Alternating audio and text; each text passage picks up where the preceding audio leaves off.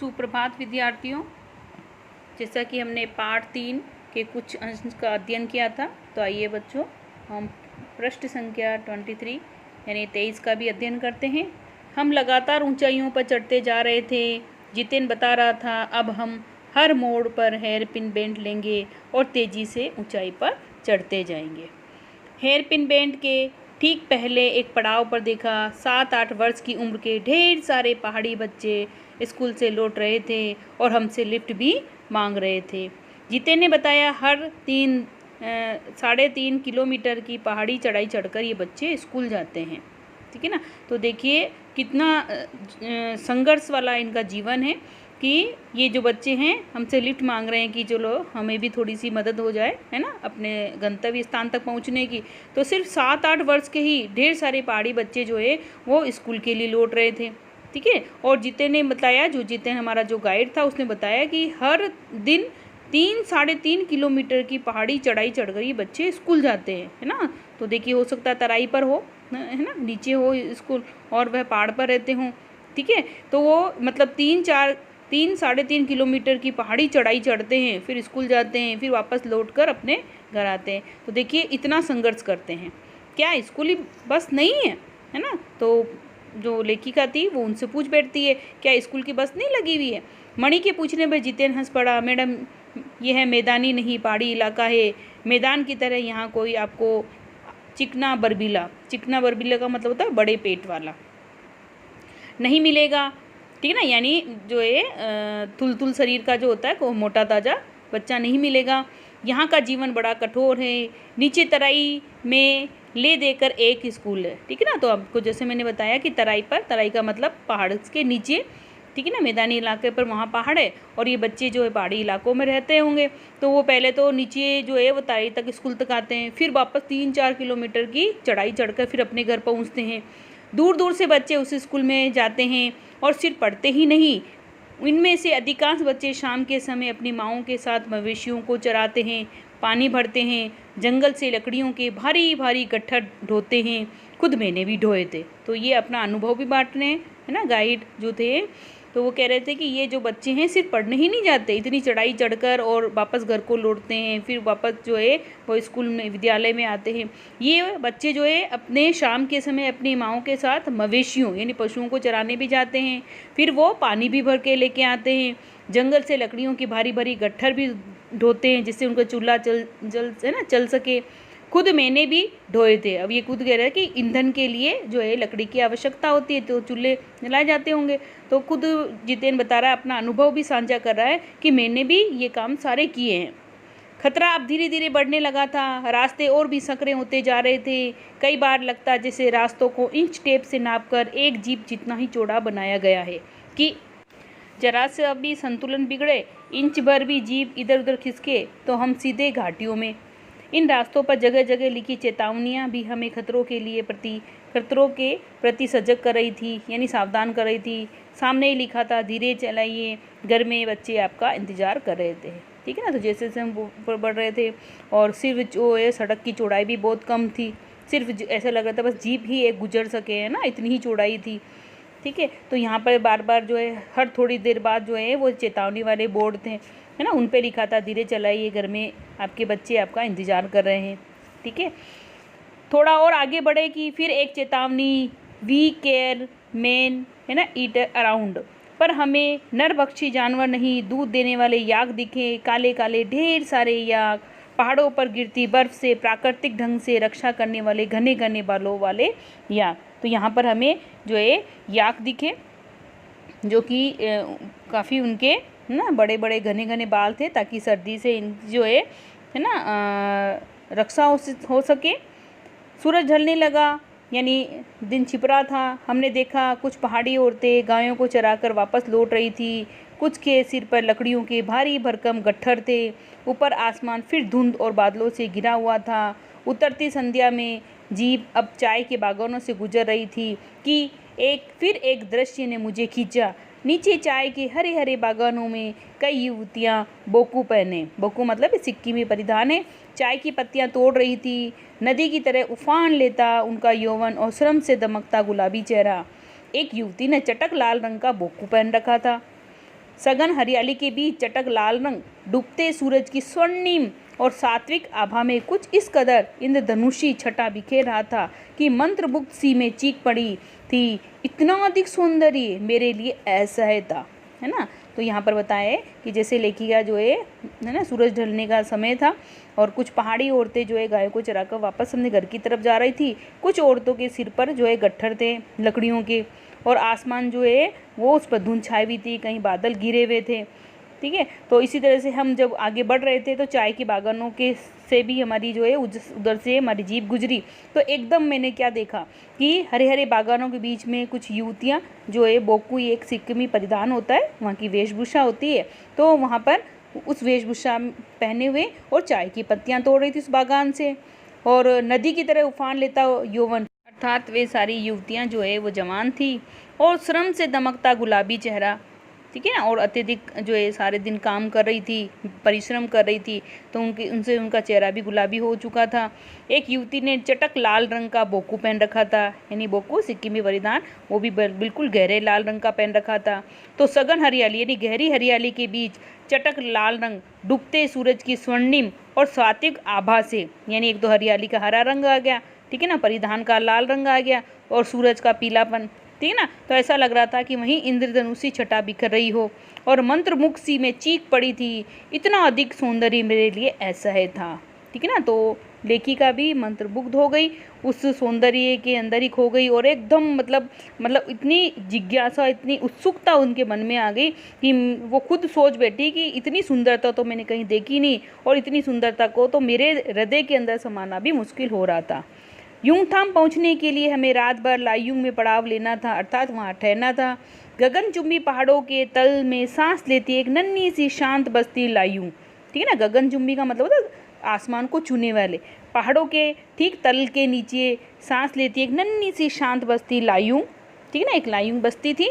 सारी दौड़ धूप से दूर जिंदगी जहाँ निश्चिंत सो रही थी, ठीक है ना, रात का सन्नाटा था, उसी लायुंग में हम ठहरे थे। तिस्ता नदी के तीर पर बसे लकड़ी के छोटे से घर में मुंह हाथ धोकर मैं तुरंत ही तिस्ता नदी के किनारे बिखरे पत्थरों पर बैठ गई थी। सामने बहुत ऊपर से बहता झरना, नीचे कल बहती तिस्ता नदी, है ना, तिस्ता में मिल रहा था। मध्यम धीमी हल्की हवा बह रही थी, पेड़ पौधे झूम रहे थे, अर्थात वहाँ का मौसम बड़ा ही सुहावना था। झरने अपने वेग में बह रहे थे, नदी कलकल करती हुई आगे की ओर प्रवाहित हो रही थी। वातावरण में अद्भुत शांति थी, है ना। इससे पहले कि गहरे बादलों की परत ने चांद को ढक रखा था, थे ना, बादल छा गए थे। बाहर परिंदे का मतलब पक्षी और लोग अपने घरों को लौट रहे थे, यानी संध्या का समय था। वातावरण में भी अद्भुत शांति थी। मंदिर की घंटियों सी, घुंघरुओं की रुनझुनाहट सी, जिस तरह से मंदिर में संध्या समय जो है घंटी बजती है, आरती का समय होता है, ठीक है ना, उसी तरह से वही शांति सारे में व्याप्त थी। आंखें अनायास भर आई थी। अचानक मेरी आंखों में पानी आ गया, आंसू आने लगे। ज्ञान का नन्हा सा बोधिसत्व जैसे भीतर उगने लगा। वही सुख और शांति और सुकून है जहाँ अखंडित संपूर्णता है ना, अखंडित संपूर्णता है। पेड़ पौधे, पशु और आदमी सब अपनी अपनी लय, ताल और गति में है, ठीक है ना। तो प्रकृति अपने प्रकृति के इतने मतलब नज़ारे मैंने देखे कि शायद मैंने अपने जीवन में कभी देखे नहीं हो। सभी वहाँ पर पेड़ हो, चाहे पौधे हों, चाहे पशु हों, चाहे आदमी हो, सभी अपनी लय और ताल के अंदर, है ना, आगे की तरफ बढ़ रहे थे। हमारी पीढ़ी ने प्रकृति की इस लय, ताल और गति से खिलवाड़ कर अक्षम्य अपराध किया। अक्षम्य क्या मतलब, जिसको क्षमा न किया जा सके, ठीक है ना। प्रकृति के साथ ही हमने छेड़छाड़ की है, इसी वजह से हमें ये नतीजा, है ना, भोगना पड़ रहा है। कहीं अकाल है तो कहीं बाढ़ है ना, आदि समस्या हमारे सामने है। हिमालय अब मेरे लिए कविता नहीं दर्शन बन गया था।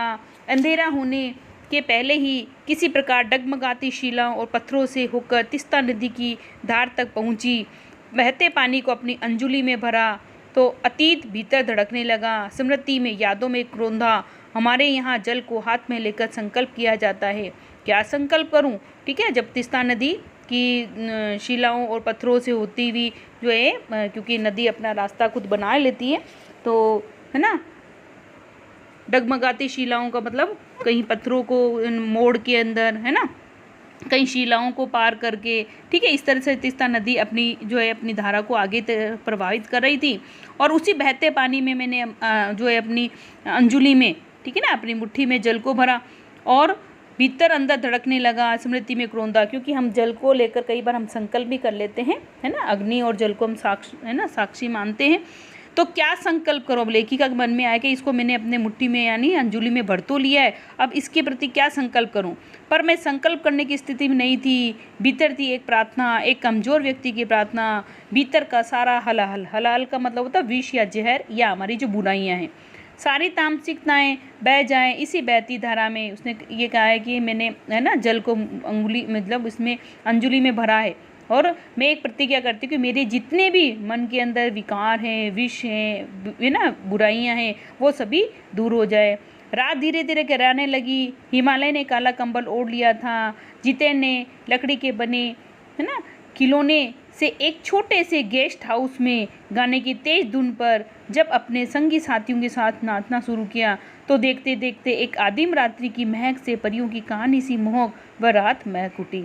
अब जितेन जो हमारा गाइड भी था और ड्राइवर भी था, तो उसने एक लकड़ी के एक बने खिलौने से उस छोटे से गेस्ट हाउस में, जो लकड़ी का बना हुआ था, उस गेस्ट हाउस में गाने की तेज धुन कर, यानी म्यूजिक सिस्टम जो भी था उनका, है ना, उसको तेज किया।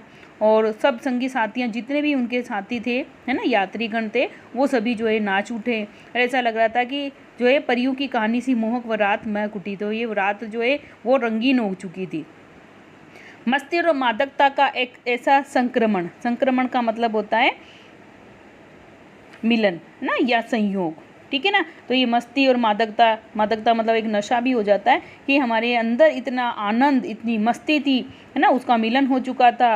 हुआ कि एक एक कर हम सभी सैलानी जो कि हम घूमने आए थे गोल गोल घेरा बनाकर नाचने लगे। मेरी 50 वर्षीय सहेली मणि ने कुमारियों को भी मात करते हुए वो जानदार नृत्य प्रस्तुत किया कि हम सब अवाक उसे ही देखते रह गए, है ना। तो लेखिका बताती है उनकी एक जो सहेली थी, है ना, उसकी उम्र थी 50 वर्ष, ठीक है ना, और सहेली मणि, उनका नाम था मणि, और उन्होंने कुमारियों जो जवान लड़कियों की तरह ही इतना शानदार नृत्य किया, जितना मतलब उनमें जवान लड़कियों में जो जुनून होता है, जो है ना नृत्य करने की जो क्षमता होती है ना, वैसा ही 50 वर्ष की होने के बावजूद भी उन्होंने इतना अच्छा नृत्य किया। ऐसा लग रहा था जैसे जवान लड़की ही नाच रही हो, ठीक है ना। और हम सब अवाक उसे देखते रह गए। भाई इतनी उम्र में भी इतनी, है ना, इतनी स्फूर्ति और इतना कैसे मतलब आनंद भरा था उनके, कितना आनंद भरा था उनके भीतर, कहाँ से आता था इतना आनंद, ठीक है ना। तो कितनी मदमस्त होकर वो नृत्य कर रही थी, ऐसा लग रहा था कि बिल्कुल जवान लड़की एक नृत्य कर रही है।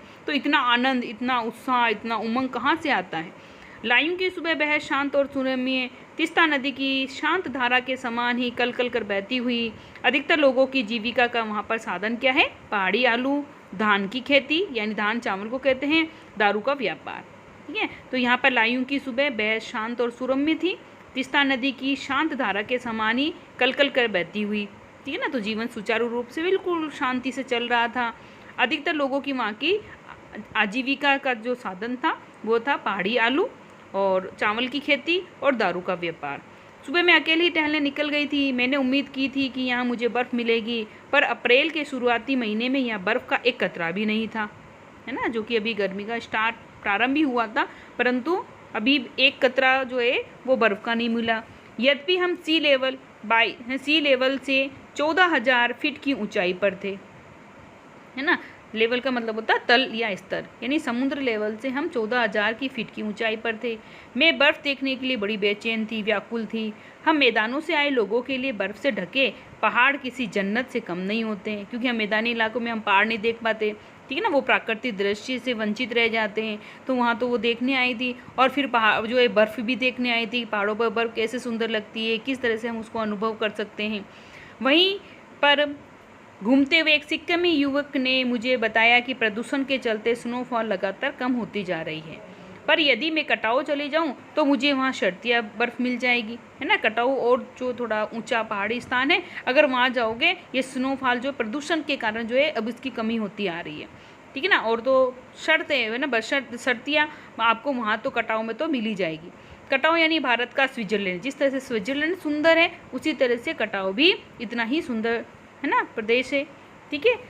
कटाव जो कि अभी तक टूरिस्ट स्पॉट नहीं बनने के कारण सुर्खियों का मतलब होता है चर्चा में नहीं आया, अभी टूरिस्ट स्पॉट नहीं बना है वहाँ, और अपने प्राकृतिक स्वरूप में था, क्योंकि वहाँ पर अभी किसी व्यक्ति का दखल नहीं था, तो प्रकृति के साथ भी छेड़छाड़ नहीं की थी।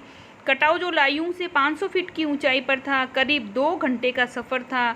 वह नवयुवक मुझसे बतिया रहा था, यानी कह रहा था उसकी घरवाली अपने छोटे से लकड़ी के घर के बाहर हमें उत्सुकतापूर्वक देख रही थी, भाई क्या बातें कर रहे हैं, कि तभी गाय ने आकर बाहर थैले में रखा उनका मड़ुआ गुड़प लिया। गुड़प का मतलब निगल लिया, क्योंकि हरी सब्जी थी तो जो है गाय थी तो उसने उसको चट कर गई। मीठी झिड़कियाँ देकर उसने गाय को भगा दिया। उम्मीद, आवेश और उत्तेजना के साथ अब हमारा सफ़र कटावों की ओर, ठीक है ना, हमें वही उत्सुकता थी, वही उम्मीद था कि जो ऊपर जाके तो बर्फ़ मिलेगी। कटाव का रास्ता और ख़तरनाक था, ठीक है ना, उस पर धुंध और बारिश और थी कि धुंध के कारण जो है साफ रास्ता नहीं दिखाई देता, ऊपर से बारिश और हो रही थी।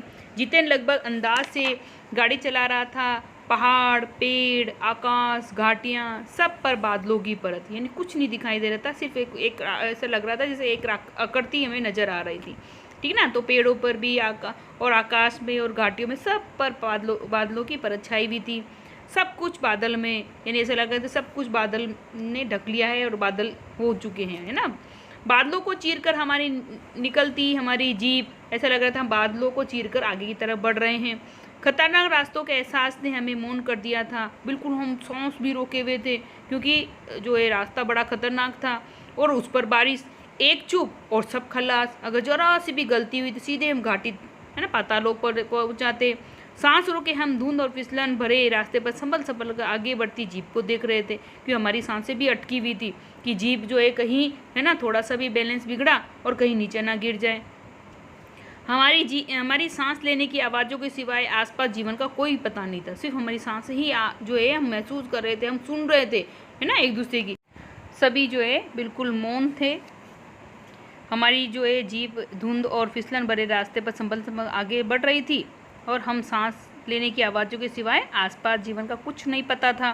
फिर एक नज़र पड़ी बड़े बड़े शब्दों में लिखी एक चेतावनी पर, if you are married divorce speed, ठीक है ना। तो अगर वो क्या कह रहे हैं कि अगर आपने, है ना, आप शादीशुदा हो, ठीक ना, तो गति से तलाक ले लें, अर्थात संभल कर चलिए। थोड़ी ही दूर आगे बढ़े कि फिर एक चेतावनी, दुर्घटना से देर भली, सावधानी से मोड़ टली, ठीक है ना। तो दुर्घटना होने से तो अच्छा है कि हम कोई बात नहीं, धीरे धीरे अपने गंतव्य स्थान पर पहुंच जाएं, है ना, और अगर हम सावधानी से चलेंगे तो मौत भी हमारी टल जाएगी। करीब आधे रास्ते बाद धुंध छटी और साथ ही सृष्टि और हमारे बीच फैला सन्नाटा भी हटा, ठीक है ना। तो थोड़ा और हम आगे की बढ़े और उसके बाद जो धुंध थी वो भी छट गई थी, ठीक है ना, और हम जो है सृष्टि को अच्छी तरह से देख रहे थे और हमारे और सृष्टि के बीच में, सृष्टि का मतलब जो प्राकृतिक नज़ारों के बीच में जो दृश्य थे उनको हम नहीं देख पा रहे थे, उनसे हम वंचित थे और सन्नाटा भी छा गया, है ना, सन्नाटा भी हट गया। नार्गे उत्साहित होकर कहने लगा, कटाव हिंदुस्तान का स्विट्जरलैंड है। अब जो नार्गे हैं, जितेंद्र नार्गे, वह भी बड़ा ही, है ना, उत्साहित हुआ, ठीक है ना, और खुशी के कारण उन्होंने कहा कि कटाव जो है हिंदुस्तान का स्विट्जरलैंड है। जिस तरह स्विट्जरलैंड सुंदर है, ठीक है ना, उसी तरह से हिंदुस्तान का ये स्विट्जरलैंड है, वो भी स्विट्जरलैंड की बात ही, कटाव सुंदर है। मेरी सहेली मणि स्विट्जरलैंड घुमाई थी। अब जो लेखिका की जो सहेली थी, है ना, मणि, जिसने इतना सुंदर नृत्य भी हमारे सामने प्रस्तुत किया, ठीक है ना, उसी ने क्या कहा एकदम कि नहीं स्विट्जरलैंड घूम आई थी वह, तो उसने तुरंत प्रतिवाद किया, नहीं स्विट्जरलैंड भी इतनी ऊंचाई पर नहीं है और नहीं इतना सुंदर है, ठीक है ना। अब बाकी जो जितने भी यात्री जो यात्रा कर रहे थे सैलानी, उन्होंने स्विट्जरलैंड देखा नहीं था, तो जितेंद्र तो उसको कटाव को स्विट्जरलैंड बता रहा था, पर मणि जो है वो स्विट्जरलैंड घूम आई थी, तो उसने तुरंत ही कहा कि नहीं स्विट्जरलैंड इतनी ऊंचाई पर भी नहीं है और नहीं वो इतना सुंदर है जितना कटाव। हम कटाव के करीब आ रहे थे क्योंकि दूर से ही बर्फ़ से ढके पहाड़ दिखने लगे थे। पास में जो पर्वत थे वे आधे हरे काले दिख रहे थे। लग रहा था जैसे किसी ने इन पहाड़ों पर पाउडर छिड़क दिया हो, कहीं पाउडर बची रह गई हो, है ना, कहीं वह धूप में बह गई हो, है ना। तो कहने का तात्पर्य है कि पाउडर का मतलब सफ़ेद, है ना, तो सफ़ेदी छाई थी, कहीं पर्वतों पर जो है पहाड़ों पर बर्फ़ थी और तो कहीं बर्फ़ विहीन थे पहाड़। नार्गे ने उत्तेजित होकर कहा, देखिए एकदम ताज़ा बर्फ़ है। ताज़ा बर्फ़ का मतलब है जब बर्फ़ कई दिनों की हो जाती है तो ठोस रूप ले लेती है, है ना। तो ताज़ा बर्फ़ का मतलब है वो जो है अभी अभी गिरी होती है, तो उसके छोटे छोटे से कण से बिखरे होते हैं। लगता है रात में गिरी है ये बर्फ़। थोड़ा और आगे बढ़ने पर जब हमें पूरी तरह बर्फ़ से ढके पहाड़ दिख रहे थे, साबुन के झाग की तरह सब और गिरी हुई बर्फ़, है ना, जिससे साबुन के झाग होते हैं ना जो फूले हुए होते हैं, ठीक, जैसे बर्फ़ भी जो फूली हुई थी, ठीक है ना, यानी छितराई हुई थी। मैं जीप की खिड़की से मुंडी निकाल कर दूर दूर तक देख रही थी चांदी से चमकते पहाड़। चांदी सफ़ेद रंग की होती है, तो पहाड़ पर बर्फ़ ही बर्फ़ मुझे दिखाई दे रही थी। तो आइए बच्चों, हम शब्दार्थ पर भी नज़र डालते हैं। हेयर पिन बैंड यानी बालों में लगने वाली सुई जैसा गहरा मोड़, ठीक है ना, जिस तरह से हमारे बालों के ऊपर जो क्लिप लगाते हैं, है ना, वो बीच में गहराई लिए हुए होता है, तो इसी तरह से गहरा मोड़ था पहाड़ों का। पड़ाव, ठहराव, सात्विक, पवित्र, आभा का मतलब होता है चमक, छटा, सुंदरता, असह्य जो सहा न जा सके, है ना, जो सहन करने के योग्य न हो, है ना, ऐसा है जो सहा न जा सके। मध्यम, धीमी, परिंदे, पक्षी, संकल्प, निश्चय या व्रत, हलाहल, जहर या विष को भी कहा जाता है। जन्नत, स्वर्ग, एहसास, अनुभूति। If you are married, divorce speed, यदि आप शादीशुदा हैं तो गति से तलाक ले लें, अर्थात धीरे चलिए। गर्व का मतलब होता है अभिमान। तो उम्मीद करती हूँ बच्चों आपको ये समझ में आया होगा। धन्यवाद।